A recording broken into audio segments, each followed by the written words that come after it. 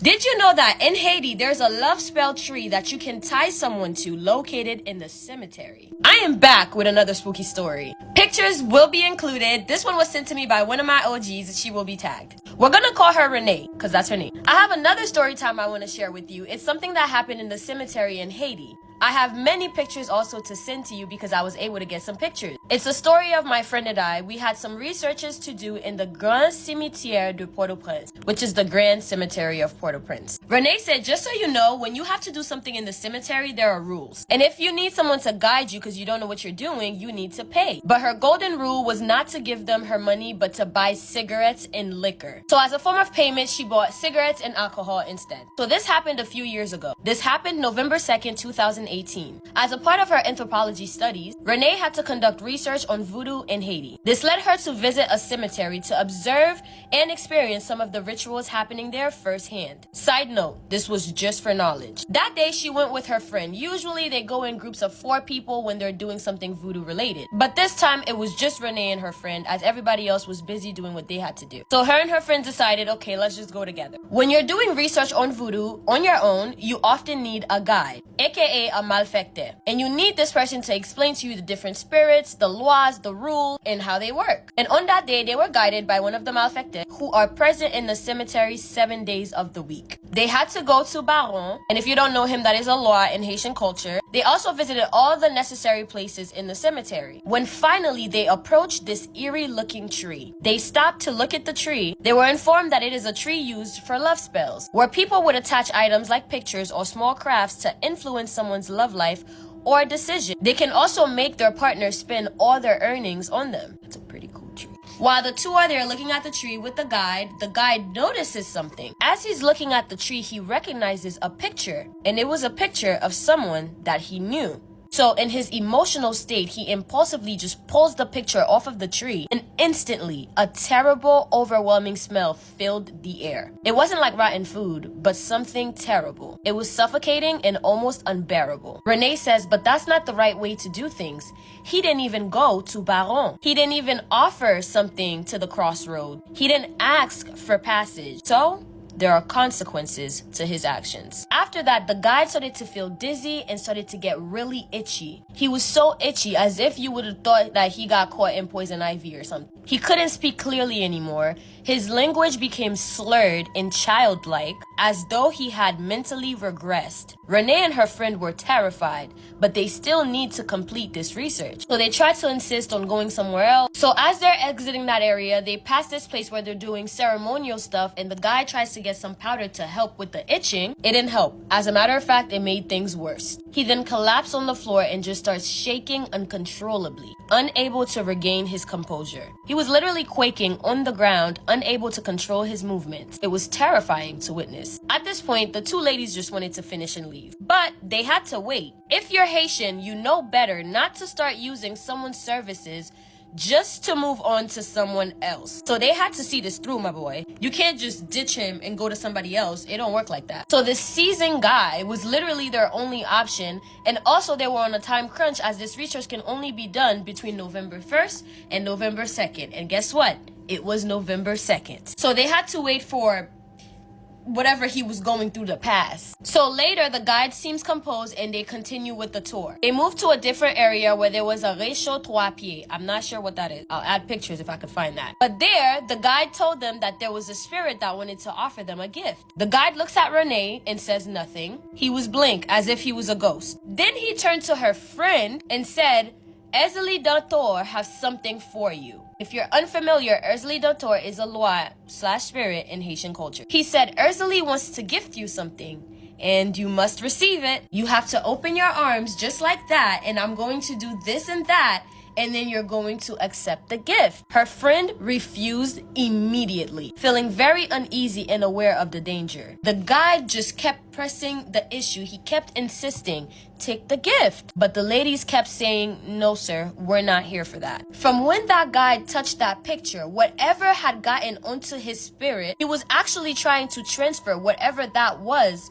onto her friend. However, the friend resisted. So had the friend actually opened her arms to accept the said gift, it would have been the friend instead of the guy. Although the friend resisted the gift, The friend became visibly unwell, unable to handle the intense energy around her. They had to run to leave the cemetery and basically do their little ritual / cleansing while they're leaving the cemetery. You're never supposed to just walk out, right? Spirits can follow you home. Ever since the guy removed the picture from the tree in the cemetery, she said that anyone there can feel the energy switch. So anyway, they leave the cemetery, and before they enter their home, they undressed outside, they entered naked, they went to the bathroom and cleansed themselves in the shower. Her friend, however, was still not okay for the rest of the afternoon, but eventually she recovered. Thank you, Yolene, for submitting that story. This is the thing, I'm pretty sure for the ones that are watching this right now, when you in an area where there's ritualistic things going on, you don't touch it. I don't care what it is. Don't touch it. Now look, you probably didn't believe in all of this and just like ripped it off because it's just an instinct. But you're not supposed to touch stuff, even if you don't believe in it. Energy is energy, and if somebody has focused their energy into some type of ritual or something that is being done, for you to interrupt that and don't know how to protect yourself or don't know the necessary things that you need to know to battle whatever energy you are interrupting, what did you think was gonna happen? Welcome forward to another video. Today we are doing spooky stories that is happening to our fellow family on earth. We got more proof that the world is more magical than you think it is, so let's just get straight into it. I slept with this guy who I believe is either a succubus or a demon. I am back with another spooky story. Fro is not froing right now, so let's just try and mind our business, okay? So we're gonna call the person who submitted the story Sierra. So Sierra met this guy, we're gonna call him James. And Sierra says from the very first time that she ever met James, James is so charismatic. It's just something about James that attracted her to him. He was very charismatic, can hold a conversation. Most importantly, James made Sierra feel seen. She said that she met James at a party, and even though she's really not that type of girl, things progressed pretty fast. She said that when she met him, it was like that of a movie, where everything froze and the only person that she could see was James from across the room. Which now thinking back, I wonder if he was sent to me. So she said this whole time at the party, James and her were making eye contact with each other until he decided to come over and talk to her. It was towards the end of the party, they decided to go outside and get some food together. And while they're getting food, they get to talking. What Sierra assumed would be a quick trip to get some food and, just a casual conversation, turned into an hour of talking to 2 hours of talking, to now being at this guy's crib and doing the bada boom bada bang thank you ma'am. She says that she cannot stress it enough that this guy is her typical type from head to toe. It was almost like crazy that she felt like she had found her soulmate from day one. And after the sex, it just pretty much further confirmed everything, that this guy was the guy for Sierra, or so she thought. Now, Sierra says that she would describe herself as a chill girl. She's not the type of person to go crazy over anybody, and her parents also always instilled self-worth into her. So she really doesn't understand the next series of events that would happen. She fell madly in love with James after like the first day. All she could think about was James. It was as though she was obsessed with James. If she didn't know any better, she would have thought a love spell or something was done to her. But what are the odds, considering she had just met this guy? Maybe she just really likes him. Well, she continues seeing him, and this is when Sierra starts to notice some of James's habits. James is a gallus. James or Elle can pull bitches. And Sierra, seeing how James moved with these other women, she starts to feel like, wait, am I not different? Are you just like this with everybody? She kept seeing him, and everything was just going way too good between them two. Even though there were other women involved, and she knew that. Just always thought that James was young, and eventually James was going to lock down and make her his wife. While Sierra is falling deeper and deeper in love with James, it seems like James started to switch. The more invested and in love and involved Sierra got, the more distant James became, which caused this push and pull effect in their relationship. Sierra always felt like James really cared about her, so one day she decided, you know what, I don't like the way he's been acting lately, so I'm just gonna stop reaching out to him and see if he reaches out to me. Sierra said during that break, this is when she realized that something was definitely off, as she felt like this guy had an intense hold on her. She was dreaming about this guy every single night, whether it be dreams of them hooking up, them being in a relationship together, him proposing to her, or him straight up telling her that you are not strong enough to ever leave me. You need me in your life. Every single time, Sierra would wake up from the dream feeling like, yeah, maybe I do need this guy. Maybe I do miss this guy. Even though it was difficult, after a couple of tries, Sierra knew that she had to go cold turkey because there was just something about this guy. She finally went cold turkey and stopped speaking to the guy. She just really wanted to know a couple of things, so she asked his best friend a few questions. And the conversation with the best friend was what was very eye-opening for Ciara. In that conversation, she found out that not only was she not the only one, but she was like probably one of hundreds. And that this guy is a stunner. This is what he does. For some reason, he puts ladies in a trance. This is how he gets the ladies. He's not even that attractive in real life. This is just how he presents himself. He pretty much gets all of these ladies, they fall in love with him after the first encounter, and they all feel the same way, as if he's touching their soul, as if he can really see them for who they are. And all these women get obsessed. What the best friend finds particularly interesting was the fact that every woman that this guy has ever been with has either gone so depressed that she has committed suicide, or has been so obsessed with him that it's been literal years and they just will not go away. The best friend believes that he is using these women, these lost women, to charge himself, i.e. he is using these women to fuel him. Whenever you get done, it's like you're obsessed with him, but you don't care about yourself anymore. All you can think about, all you care about is him.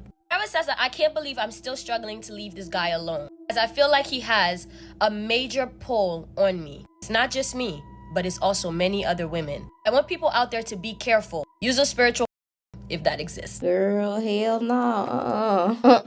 No. I mean, look, we ain't judging, you know? It was the first night and you didn't really know him. You know, you just sometimes you run into people who spirit species, and the spirits that they hang out with is incubuses and succubuses, you know? And sometimes they don't even know. They don't even know that they hanging around succubuses and incubuses all in their energy. You know, when men who get a lot of girls, like, you know they like wham whamming. You could tell when they wham whamming, and they just look more like vibrant, more energized, more handsome. You know, you could tell when they in that stage of just sucking women's energy. And then when they're not getting that, they start to slowly fall off, and their face just doesn't look the same. Their energy, their demeanor doesn't look the same. This is them, and then this is their energy by themselves without having anybody else's, you know, actual energy inside. And I made a video about that. Imagine, like, I can tell how many women a man has been with just by being in his energy. Now you got to know how to discern and like be able to read people really good to know what's their energy and what's somebody else's, and accumulated energy of other people. I actually made a video about this. Let me show you. The title of the video is called "Some Men Will Harvest Your Feminine Energy to Become Rich." Would hire high priestesses, so a bunch of spiritually attuned women, to essentially have with, and that would be his way. That would give him more insight as to what direction to go down. Now, why is that? Why is it that would give him more insight as to what direction to go down in his strategy? I'll tell you why. It's because women have the innate ability to create vision, because we have more attunement to the 5D, the spiritual realm. And as we know, everything happens first in the spiritual realm before it happens in the physical realm, the 3D, right? Men are leaders of the 3D. Why do you think that men who are building on their career and doing all these things, who don't want to settle with girls who are 10s, like I'm talking, they are 10 out of 10s, will not settle with them? Because they're harvesting feminine energy. They're harvesting that energy because they know it's powerful. It leverages them in the 3D realm. Why do you think men, time and time again, have been celebrated for being with multiple women? Yet women are not celebrated. Now, here's the thing. I could say some names of some men in the industry, men on social media, men on YouTube, men everywhere. You know who I'm talking about. You think the government only does energy harvesting. Baby. This is why I'm trying to tell y'all, abstinence is your best strategy when you are trying to reserve and collect your energy. They know the power of your portal. And that's exactly why they are praised for how many women they have messed with. And when they find one that has the regenerative ability, the regenerative energy, like women who don't look like what they've been through, they'll settle down because your light is big enough to feed him and his homies on the other side. Even just with like celebrity or well-known men, you can tell when they have been using feminine energy of other women to grow and to get money and to get all of their desires, because they'll start growing more. They'll start being seen more out in the blogs, and just that they'll start to get more attraction and attention. That's because that's that feminine energy that they're taking. They know exactly what they're doing. Tell me your craziest story about intuition and how it ended up being true. I want to be freaked out. I want to hear these stories and be like, what? Okay, but you asked for it. We're going to go back 14 years ago. I had invited my friend over who was supposedly pregnant, just like I was. We were both 18, and I don't know, just everything seemed like normal. The whole reason that she had came to my house was because she wanted to give me baby shower gifts, and she wasn't able to make it to my baby shower. What's the harm, right? Well, as the night goes on, everybody leaves my house, and it's just me and her. At this point, I start to get all these weird feelings. Honestly, feelings that I can't even explain. She had this gift for me that she stated needed to be shown to me in the dark because it was some type of light that shined on the ceiling for my son. She told me to stand in the middle of my room, turn around, and close my eyes as she tried to dig through this bag looking for the present. As that started to happen, I started to have these weird thoughts.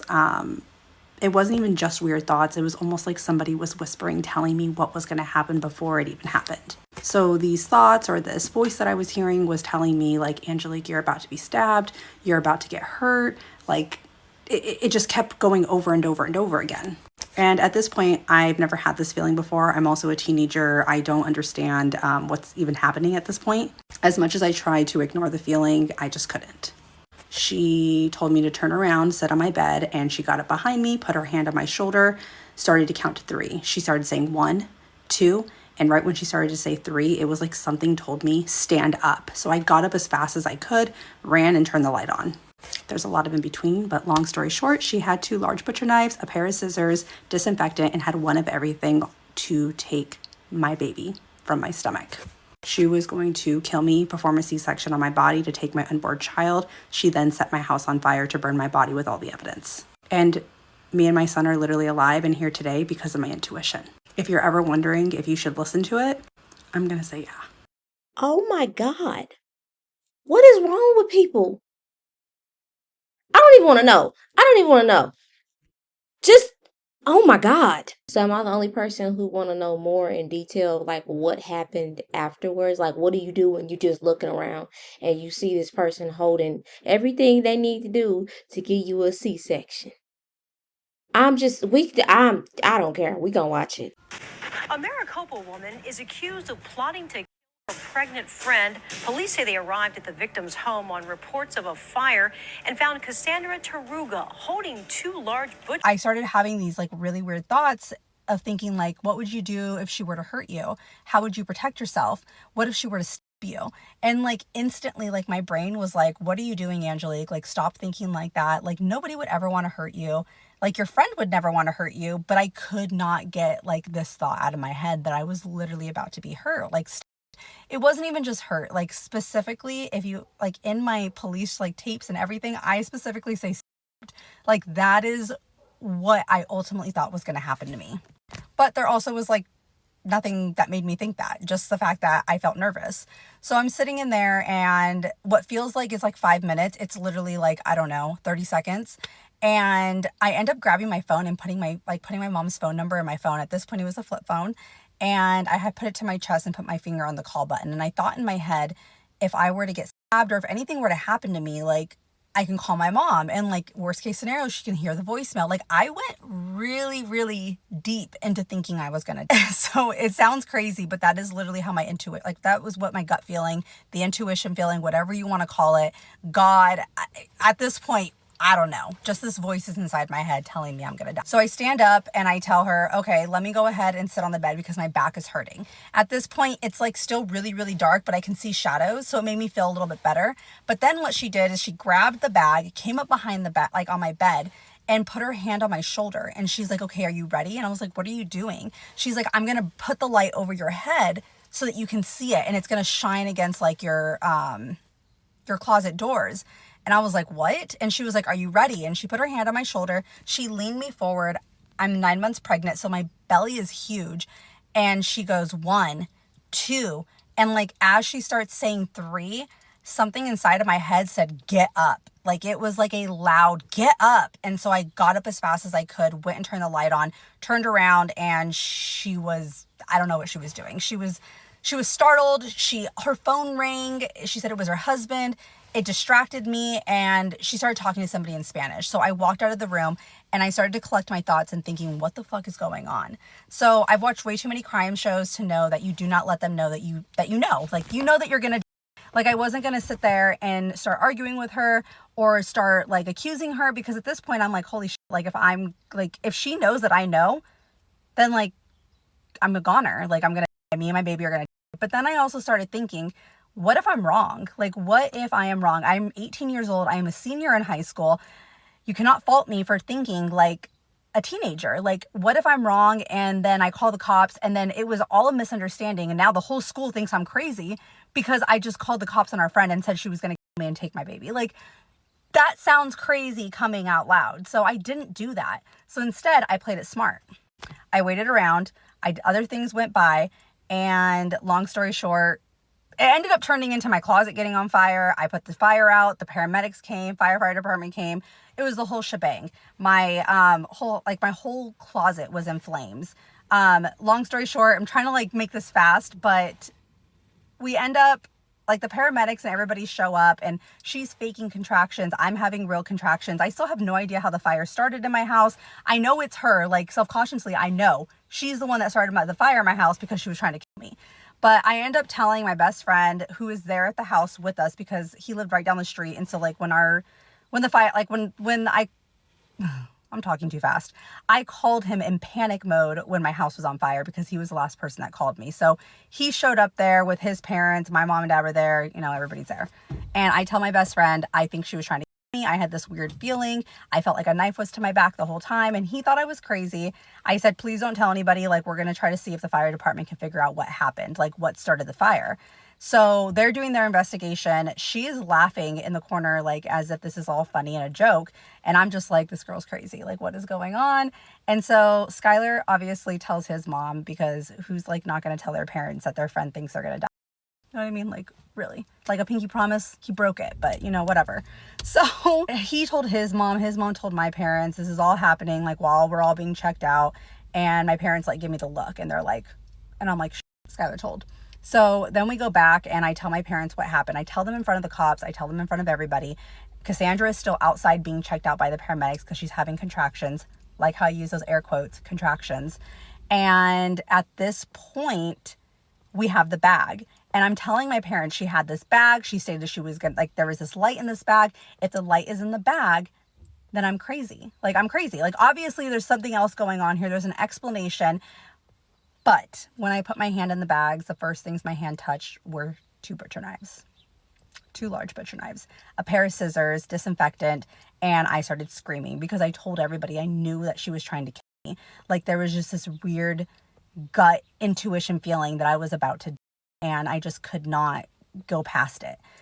So it was crazy to see the butcher knives and know that that's what was going to happen. And I thought I could make this short, and I'm at 10 minutes basically. Y'all, I didn't heard enough today. I didn't heard enough today. You know, I'm maxed out on spooky stories right now, because that's a wound raider right there. That's not a tomb raider. That's a wound raider. That ain't normal. That's not. I think in a previous video, or one of her videos, because as you know, you can find her profile to get more information on her story. It's right in the corner. You can find her profile. But she was talking about that the girl family member has said that she has schizophrenia, bipolar, like she has a bunch of multiple personality disorder. She got a lot of stuff going on inside of her head. And she said that the whole time she was faking being pregnant. So, like, I don't know what the whole story is, but y'all can go on her page and like try to figure out what happened. But that's basically what had happened to her. It ended up going to the police, and she ended up like the fire turned out that the girl who was supposed to be her friend started the fire. She was doing all types of stuff, getting preparation to do this crazy thing. But yeah, y'all, that's a lot. That is a lot. Okay. Um, Yeah, crazy story about intuition, about touching stuff that ain't supposed to be touched, about having dreams and being able to feel that something ain't right and something is off with some of these men who are harvesting energy. It's just a lot of spooky stuff going on that they turn into movies, and that's what I feel like they're monetizing and making this quote unquote money off of stories and stuff that actually happened. Like you know me. You know I'm a person who always feel that everything comes from something. And all of these movies about witches and vampires and powers and stuff like that, like what it came from something, and it came from something. So yeah. I love y'all so much. Thank you so much for watching this video. I hope that, y'all got a little entertained and, got a little spook going on and just more information about, intuition and just you, whatever you learned in these videos. I sure did learn something. Um, and I want y'all to enjoy life, enjoy the rest of y'all weekend, and I will see y'all on the next video.